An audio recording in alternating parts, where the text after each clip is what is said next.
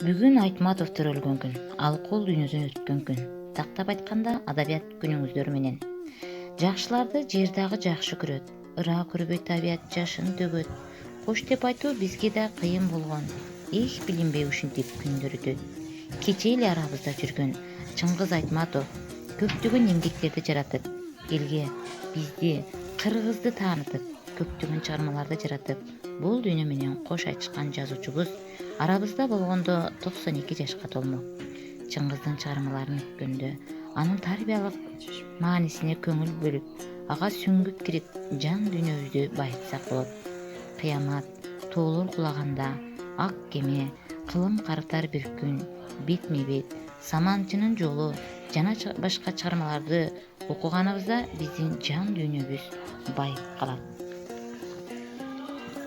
40 000 жыл өтсө дагы эстен чыккыз, кыргыздын кырааны бараты Чыңгыз.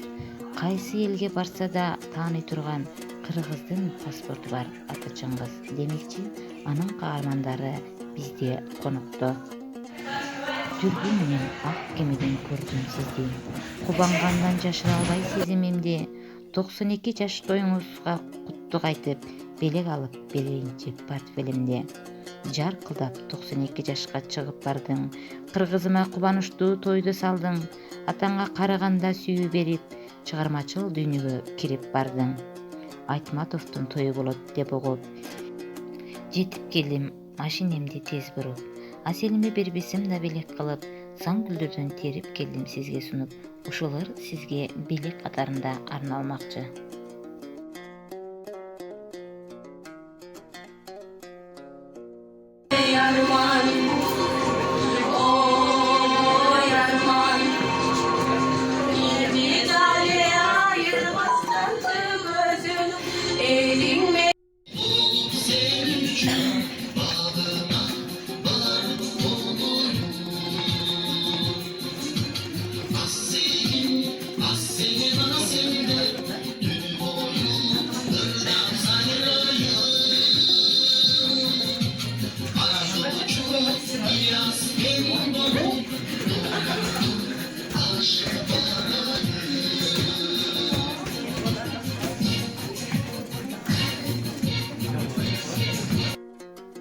Ушинтип аалам алпы кыргыздын улуу сыймыгы залкар жазуучубуз Чыңгыз Айтматовдун мааракесине көңүл бурганыңыздарга чоң рахмат.